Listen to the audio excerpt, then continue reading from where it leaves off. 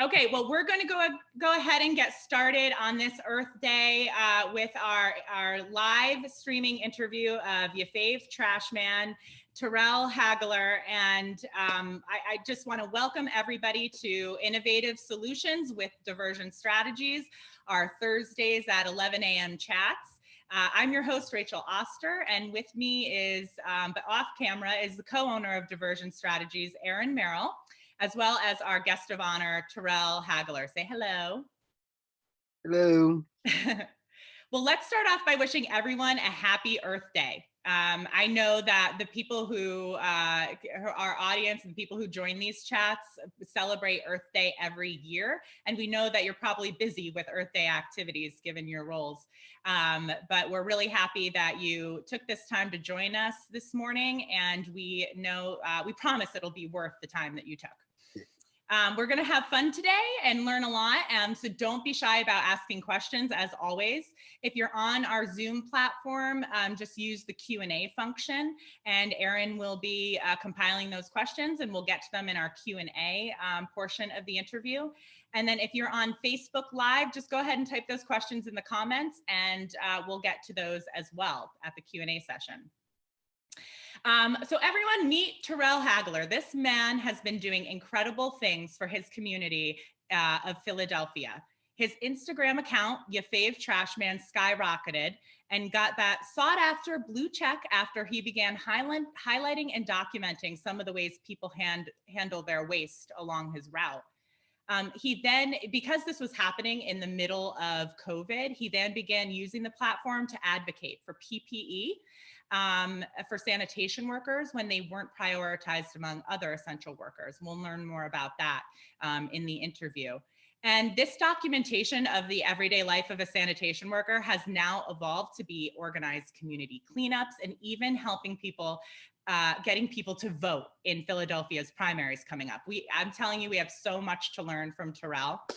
The reason I started following Terrill is because I follow #Sanitation Workers on Instagram. And I have been, like, a secret wish of mine has been for like an Insta celebrity to emerge from the sanitation, the front line of sanitation workers. So when I saw what Terrill was doing, I wanted to learn more from him. So I watched him for a while, and then I got up the courage to reach out to him and tell him I'd been following his journey. You know, this industry has a reputation of having kind of a dark of the night culture, don't want to be seen and heard. We see this with taglines like, "We'll take it from here," "We'll handle it." And this feels like top-notch customer service, you know, making the garbage go away. But it doesn't do much to highlight the importance of sanitation workers and their work in the community. But we believe that amplifying sanitation workers' voices can be one of the best education tools for the community. And that's why we see Terrill and Ya Fav Trashman as an innovative solution for education of communities. Wait until you see the ripple effect, you guys, of just one sanitation worker illuminating the realities of waste management in a pandemic, what it can do to enhance the community that he serves. So without further ado, we're going to get started with our interview. Are you ready, Terrill? I'm ready. All right, cool. Okay, so first question. I've noticed in my time in the industry that a lot of children love their sanitation workers and the trucks they drive, of course. What do you remember thinking about this profession when you were a youngster? Honestly, as a kid, it was like a negative thing. It was you better go to college or you'll be a sanitation worker, or you don't want to grow up and throw trash for a living, or if you didn't do what you were supposed to do in school, you'll end up walking behind a stinky truck your whole life. And now I have done it for 14 months. I honestly will never say that to another child again. Being a sanitation worker does not have to be bad, does not have to be negative. It actually was fulfilling for me. It actually was a sense of exercising. It was a community. It was a family. And then to get to the top of a block and see it riddled with trash bags, and then at the end of the block you turn around, the block is clean, there's no trash bags, it's all picked up, people actually start coming outside after the trash truck is gone. And then on the second part, a lot of sanitation workers have degrees, have side businesses, has, a bunch of different things, and they use sanitation as a vehicle and, as like a constant, stabilizer or a foundation. This is my W-2, but I also am an artist, and I also sell t-shirts, and I also go to film school, and so things like that. So as a child, it was a negative thing, and I really want to stand and change that. Yeah, it's not a bad thing, and I Yeah. want to make it so that kids can say, I want to grow up and be a sanitation worker, and people go, me too, because Well, more of you, Terrill, and that can be accomplished for sure. yeah. That's great. Thank you for that, answering that question. So like, what drove you, like, having that background and that sense of sanitation workers when you were a child? Like, what drove you to say, hey, maybe this is something different, and apply for a job within the city for a sanitation worker? Honestly, I only applied because, again, you know, they say get a city job, do 10 years, get a pension, they'll take care of you for the rest of your life. You'll get treated well, you'll have benefits, you'll great pay, all the things that, you hear on the outside looking in. So in 2017, when the list became available, I applied and I was number 782. Wow. Yep, it took me I was on the list for 2 years. And I got hired December 2019. So right before that pandemic hit. Yeah. So how long of that were you doing your training? Um, Training was only 3 days. oh, wow. Training was 3 days. And I started December 30th, 2019. So one of my training days was actually like on the job, like, oh, we're short manned. Training today is actually in person. Go to your yard, go get your assignment, get on the truck, and then come back and learn the rest. So that's Wow. how it went for Throw me. you right in there. Yep. Yeah. Yep. So once you kind of answered this a little bit before, but like once you got there, were your expectations of what the job would be what it was, or was it different than what your expectations? Totally different. Totally different. One, the starting base pay was like $31,000. That's really nothing when you talk about you have to live in the city to work there, Right. and the average home in Philadelphia costs about $250,000. Two, I knew it was going to be a lot of walking, but this was like walking. Like I had a step meter. I was taking like 40,000 steps a day. Wow. Yeah, and then the things that people throw away and expect you to put, like, there was like within the first week or two, someone had put a water heater out in the trash. And they're like, yeah, thank you. And it's like, I don't. And you have to figure out in the field what you're going to do with it, Yeah, yeah, a yeah. problem solving So right there. um I mean, but the sense of family, the sense of community it was definitely what people had said it was. It felt like, you entered into a club or a membership or, a fraternity or sorority. People looked out for you right away. Everyone gave you advice, everyone watched out for you. Like, it was like, oh, okay, cool, a second family. But healthcare was okay. It wasn't bad. It was okay. Yeah, it was definitely a eye opener. So, like, shortly after you started your job with the city of Philadelphia, the pandemic hit. So, Yeah. do you remember the moment in time where you were like, I need to start documenting this. This needs to be documented, and what it was about it? It was probably around April, May.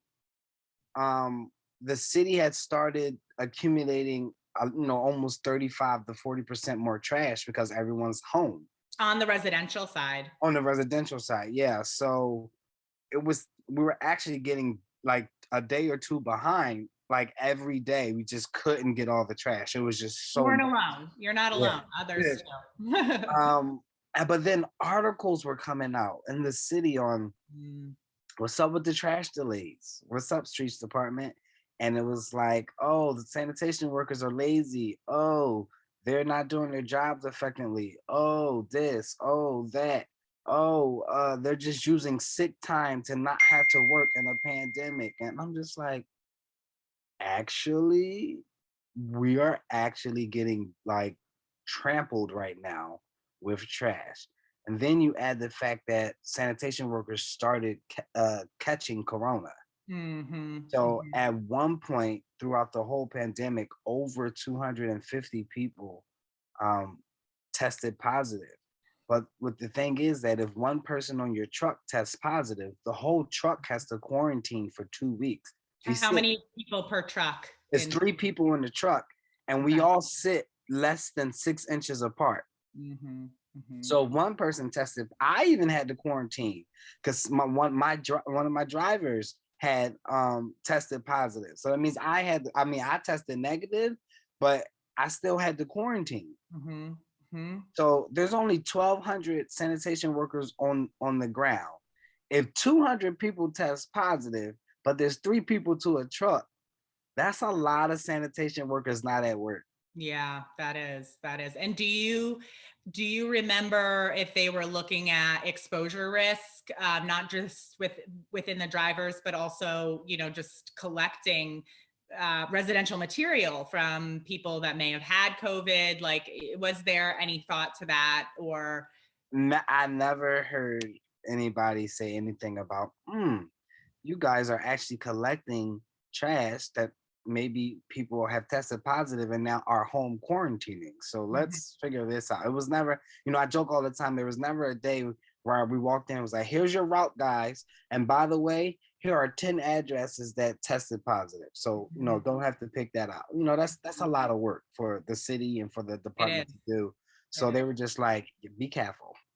But lessons learned, right? Yeah, Because, you know, these are the exposure risk of sanitation workers is very high. yeah.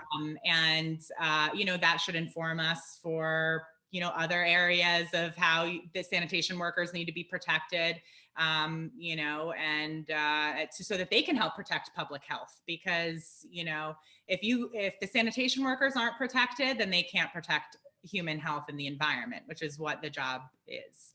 Yeah. Totally agree. Totally agree. We help keep the disease down in the city. So Mhm, totally mhm. agree.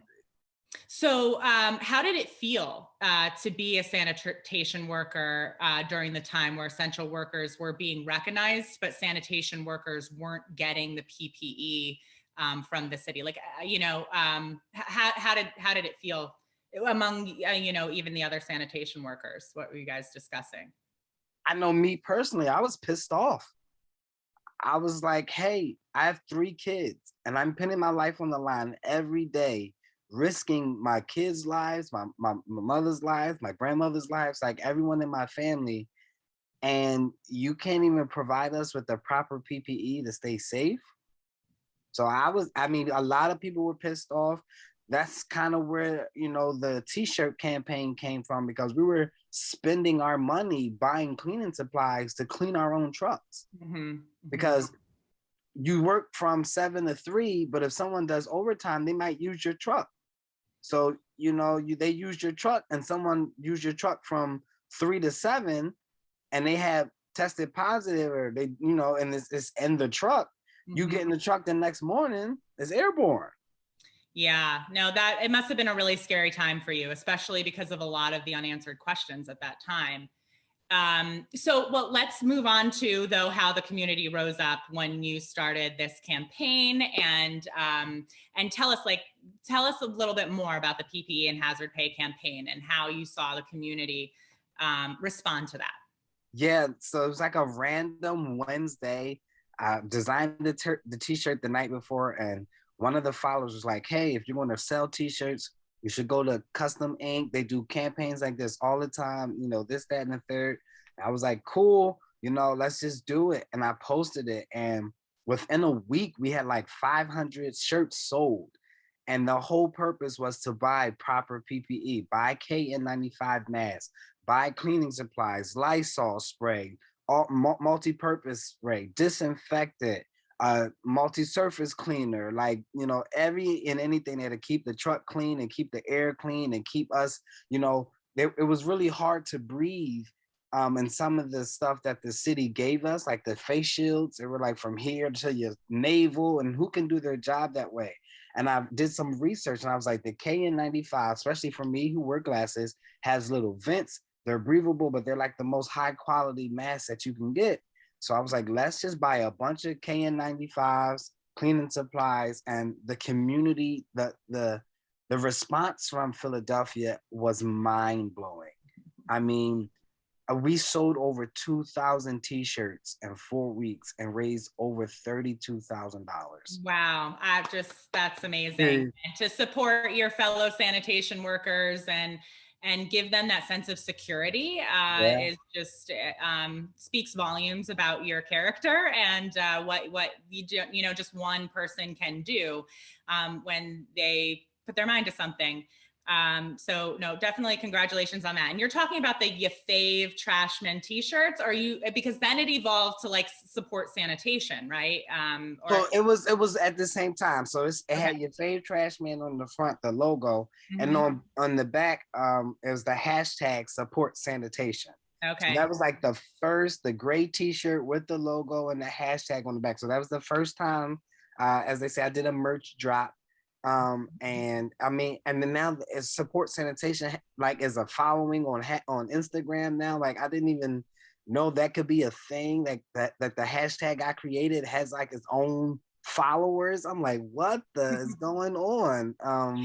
And the people have lawn signs, they have masks, it's just, and Philadelphia, the perspective, and that's what it was. I wanted to change the perspective and the understanding of what it was to be a sanitation worker here in Philly.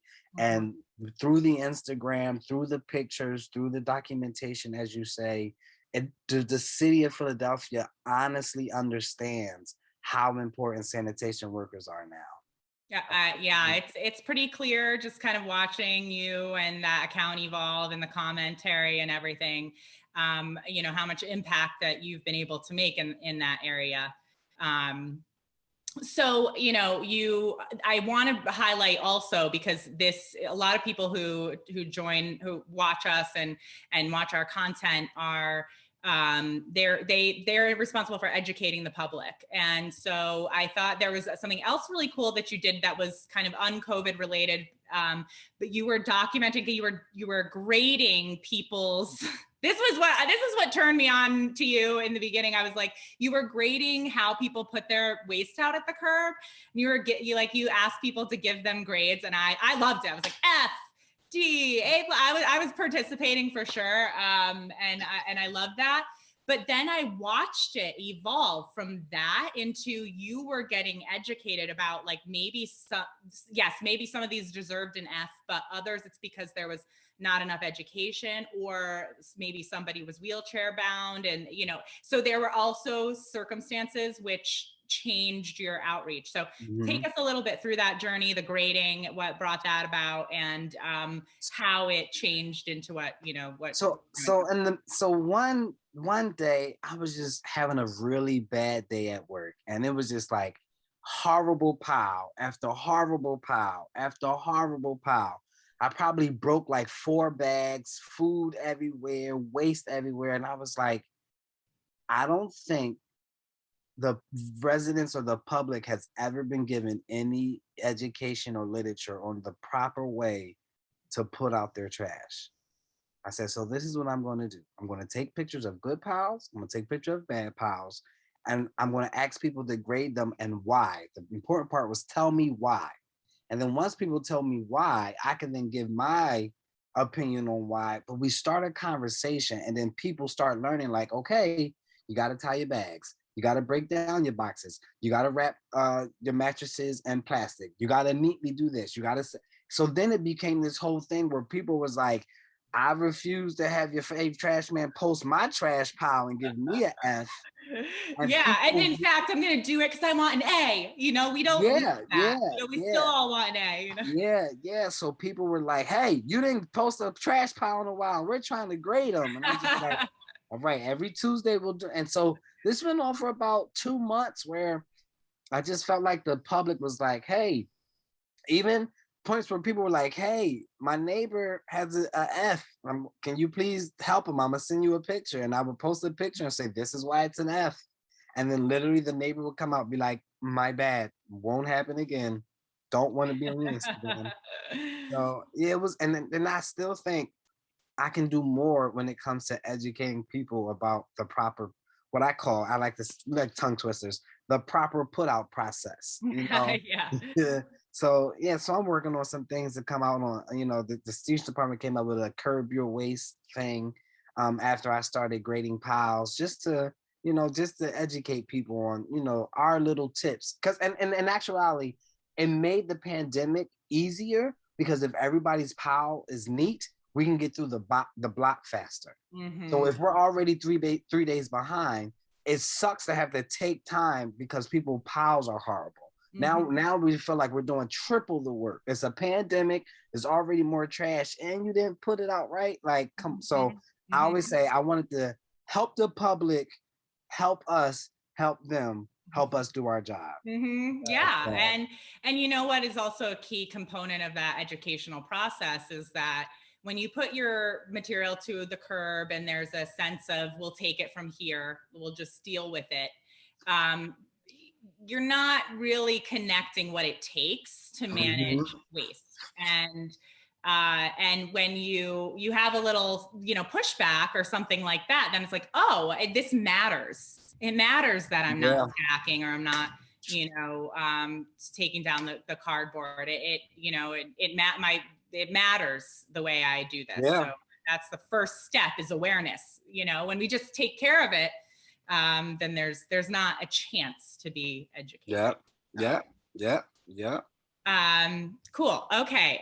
Sorry, I'm good. Going back to my questions here. So I want to know what the response from the community was. We heard about the response from the general community of Philadelphia, but how about other stakeholders like the city, the union, your other sanitation workers that are working with you? What was the response to your your rise to Instagram celebrity? Okay. So other sanitation workers were like, bro, we've been waiting for you for 30 years. They was like, we have never saw anybody put us in a good light like this, especially in a contract year. It got to the point where I would come to the yard and people wouldn't even speak anymore. They'd be like, do you have gloves? Do you have masks? Do you have cleaning supplies? Um, as far as the city, they stayed neutral. They didn't say anything and they didn't do anything. And they kind of just was like, yeah, Terrill Haigler is not a spokesperson for the city. Mm-hmm. They never really reached out to try and get involved or try to partner or ask me for any ideas or try to combine the platform of the city and YaFavTrashman to start a bigger campaign, and that never happened. And as far as the union, it was kind of split in the union. Some people in the union were really happy that it was happening and that it was actually shedding a light on sanitation, and some people in the union were really upset because it just showed that their 15 years in the union, they haven't done as much as they could, and people were starting to pull on their coattails and bring them to the carpet, as we say, and really question what have you really done if this guy has been here for 7 months and he's on every news channel. He's Good Morning America article and Kelly Clarkson show about sanitation, and you've been here 15 years. So it was a split decision with the union. But it comes with it. It comes with being, the power of one and using your voice. And I say this is uncharted territories. I'm getting told that never in the history of this industry of sanitation has there ever been an actual face. So if I'm going to be the first face, then I'm going to take it seriously and I'm going to wear it proudly and I'm going to push it to where people understand robots don't pick up your trash. They're Yeah. actual human beings who have lives, who deal with things, who deal with death, who have children, who deal with school, who deal with all those things. But their livelihood is to clean the city and keep it clean and keep the waste down. So Mm-hmm. but the community was the number one. Like it was to the point, like my favorite story is for like 3 weeks straight, this one lady on my route gave us water ice every time we came to pick up her trash. That Yeah. speaks volumes. And I I agree that when you thank you first of all for being honest with that question, and because these are the tough conversations that we have to make change. And a lot of times, you know, when you want to go in another direction or a new direction or evolve, you're going to have people pushing you forward and some people saying, whoa, change is really scary. But ultimately, you know, we need change. We're hearing from you. We need change. We need better essential service, essential worker status, hazard pay, PPE priorities. You know, technology hasn't touched sanitation in I don't know how many years. Like we need better working trucks, more efficient ways to pick up the trash, and there's examples out there. I'm just talking about, here in Philadelphia. I know there's examples out there of a more smooth operation, in other cities and stuff. And I think it's just time for Philadelphia to adopt some of those practices here. Yeah, I couldn't agree more. I'm smiling because our consulting firm, Diversion Strategies, who hosts these webinars, is focused on integrating technology and innovation into solid waste programs. So I couldn't agree with you more on that one. I know we hadn't even connected on that one before, but tech is a huge way to support sanitation moving forward and making it more efficient. And also fun, so people get into it. Which is what you're doing as well. Okay, tell us how these city cleanups got started, and just tell us a little bit about what you've done and how it's been supported by public officials and the interweaving there, because I want to eventually get to how you're helping get the vote out, because to me, from sanitation to getting the vote out and connecting those things is so cool. So okay, so one random day, a lot of the stories start with one random day. Always. A state rep here in Philly reached out, was like, hey, I'm about to throw some trash, on a route. Got any pointers? And I was like, never been reached out by a state rep before, going to capitalize. I said, hey, I do, but would you mind having this conversation live on Instagram?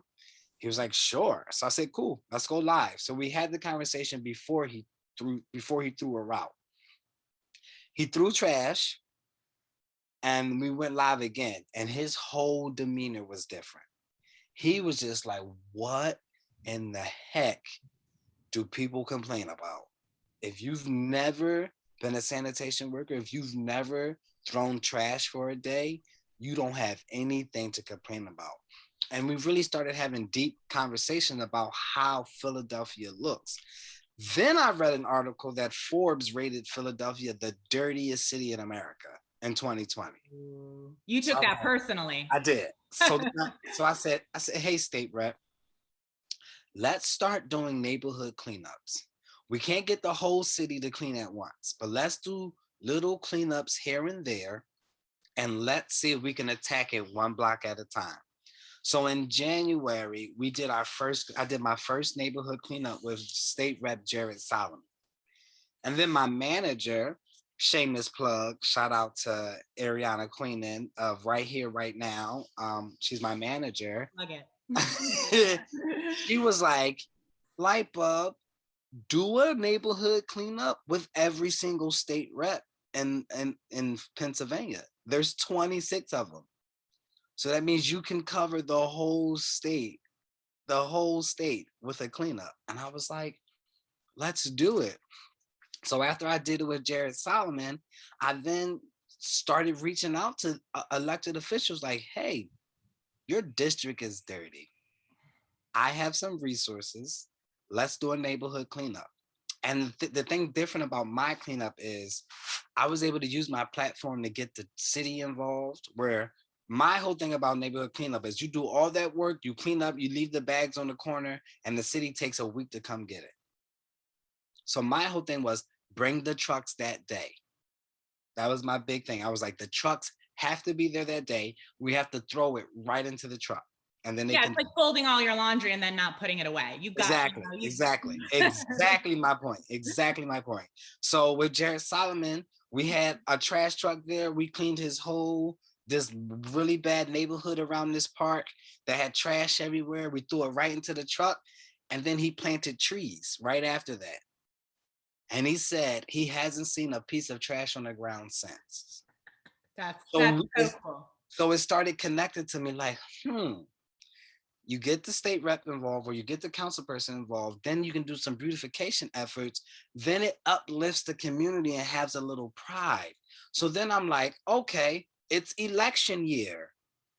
Everybody wants a good notch on their belt. So then I started reaching out, and then I'm like, do you care about this? Do you care about that? And that's how I got into the whole, it's important to vote for people who care about your issues.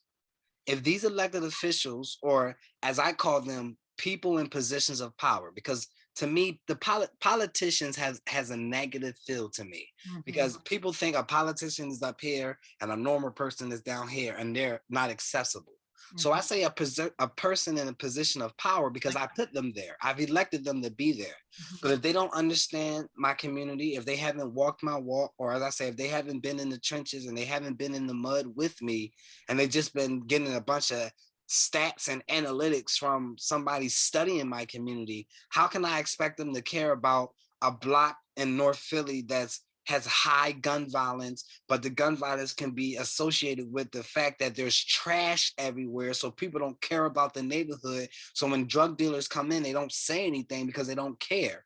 But if you clean the block and lift the pride and the expectation of the neighborhood, then you have more people saying, hey, we actually don't need that in our neighborhood. We actually don't want that in our neighborhood. And then you hold the elected official accountable and say, hey, you need to protect our neighborhood because the job is done. You can't say, oh, you don't care about your neighborhood because it's dirty. We've cleaned our neighborhood now. Now show us that you care. So using that, elected officials kind of right now are like, hey, Ya Fav Trashman, look at my cleanup. I mean, I know that we vibed on this when we first talked about the philosophical, kind of point that the feeling of pride that you get after cleaning your environment, whether it's your home or your room or your office space or whatever, it's a domino effect that leads to so much more growth.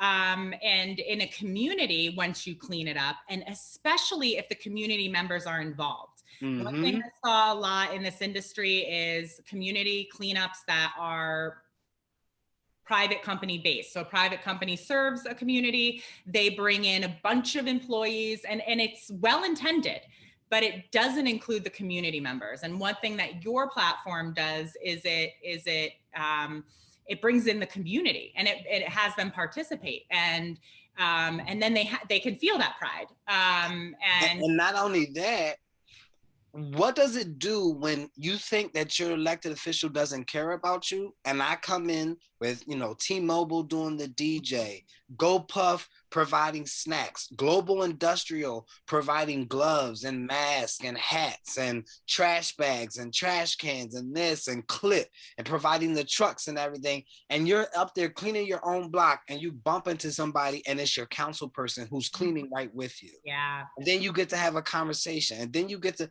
so now we're bringing back the fact that your elected official can be in community with you.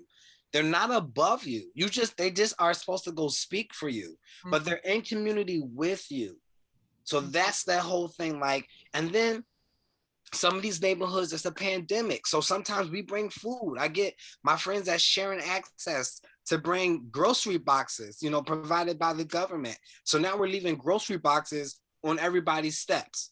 So where somebody didn't know how they were going to eat tonight, we've just provided them with a grocery box. We've cleaned their block.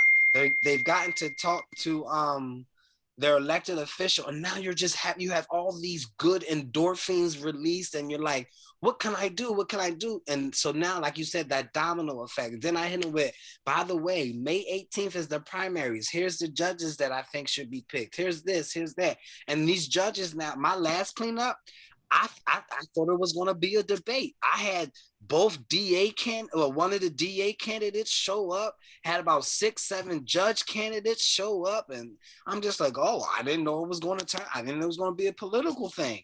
You're bringing the community together, you know, to clean up. So it's like, it's a positive thing that people are coming together, but then, you know, especially in pandemic environment, when we haven't been together, you know, it gives an opportunity to, it's always, it's wear a mask, bring a friend. And then for me, it's the amount of community members that come from outside of the community we're cleaning to help.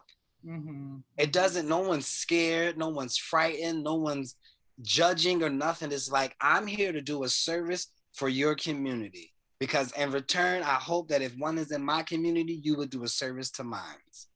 Well, I'll tell you, you know, I see everything that you're doing, and all of the sponsors that you're getting to provide all of the materials that you need to do these cleanups. And I know one thing you're looking for is a truck. And for yourself to do these community cleanups, you do not have a vehicle right now. And so there's a GoFundMe going on for Terrill to get a truck.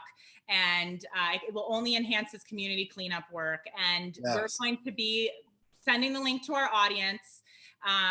Thank you. You're welcome. I know that our audience will step up and help support you in this effort, to, you know, bring even more community cleanups to Philly, and to continue your work, because and like just recently, Budweiser reached out, and now I'm doing a campaign with Budweiser where they're offering to pay a shift worker's mortgage or rent for a year. Wow. Trying to highlight how important shift workers have been through the pandemic, and I get to be a part of that. That's really, you know, so really it's just, I love what I do, and thank you again for sharing the link. I do need if I get a pickup truck, Philly will be clean in 2 years. I promise. Well, hey, I am all for GoFundMe's. I think it's a way for you know, for you have put value into the community, and it's a platform that people can give back to you. Because thank you. I do appreciate it. I really do. You've already put the value into the community, and, you know, this just, that's why I love those. So we're happy to share and to support you, Terrill, and everything that you're doing, which brings me to my next question, which is like, where does Ya Fav go from here? What, you know, I mean, you're seeing it evolve with every community cleanup you do. But like, you know, what's your plan? Where are you? Okay. So, I have a podcast. It is called Essential Talks. It's on Spotify and Anchor FM. And I talk to people who I deem essential, who people may not. So I've talked to a dance teacher. I've talked to an MMA fighter. I've talked to a correctional officer. I'm going to be talking to the city controller. Like, I didn't even know what the city controller was until 2 months ago. And people like that. I just dropped a hazmat suit line. So I partnered with Fashion Meets Protection, because I hated the overalls that we wore for the city. I hated them. Let me guess, not breathable. Heavy. As soon as they get wet, you felt like you had like 30 laundry bags on. So I partnered with them. It's made out of a anti-macro material. You can wash it, can dry it. It has my logo on it, but it feels good. It's breathable. It's light. I can wear jeans and stuff under it for extra protection. I just love the suit. And to be honest, I guess I'll give you a breaking news here. I am like 95% positive I'm going to step into the political world, and probably run for office at some point in time, at some position here in Philadelphia. Oh, that's really exciting. You have civil servitude in your heart. There's absolutely no doubt about that. And we need more people in elected office that have, you know, been in sanitation. So congratulations. That's awesome. And you know, the cleanups. I'm sorry, I forgot about the cleanups. We're gonna keep doing the cleanups. I'm sorry, I forgot. Of course, and I'm coming to one. I will definitely. For sure. I'm fully vaccinated, and and I'll be down to your cleanups for sure. And we'll live stream from there. So, Let's do it. you know, Let's do it. bring our audience there to the cleanup. Let's do it. See what you're doing in the field. Let's do it. Good, good. All right. Well, I think that brings me to the end of the interview questions. And I just want to say that, you know, to me, the impact that you're going to make on the industry, it's already started, but I'm just really excited to watch your journey through your political journey and everything else, and here to support you the whole way. And if, do we have any questions coming in? Aaron or Kathy? Yeah, we have a question in the Q&A just asking about that GoFundMe link. So I think, Rachel, I know you had mentioned about sending that out to the group, but if we have it here, we can post it in response to the Q&A. I think I can pull it up right here and put it right into the Q&A. Oh, I'm old. I keep forgetting stuff. I'm also filing I'm filing a nonprofit. Great. That's exciting. I am starting tomorrow with my nonprofit. That's excellent. As you know, we have a nonprofit. It's a fun adventure. Yeah, you're gonna teach me everything I need to know. You know it. Yes, you are. Yeah, I mean, I think that, you know, if you can grow a nonprofit to help educate other sanitation workers about how they can amplify their own voices, and really, like, I think that in cooperation with cities, and if cities could see, and I know our followers, I know our followers are like, they're seeing what this can do to help amplify their programs, and that's who follow us. So I know that if you have to come to us, if you need to pilot a Ya Fav chapter. Yeah, I'm sure we'll have hands raised. Yeah, let's start at Ya Fav. Can you drop my Instagram handle so that people can go follow me and reach out to me and DM me if you have any suggestions or anything. I tell Rachel all the time, I'm a novice at this. I'm just getting my pinky toe wet. It just grew really quickly, but I'm always down to learn. I'm always down to listen. I don't consider myself an expert. It's just I want to do as much as I can, impact as many people as I can. So I'm always down for suggestions and learning. So that's awesome. And everyone, his Instagram handle is, and Aaron, if you can type it in, it's at _ Ya Fav, YaFav Trashman. I got that right? Underscore first. Yep, underscore at YaFav Trashman. Yep.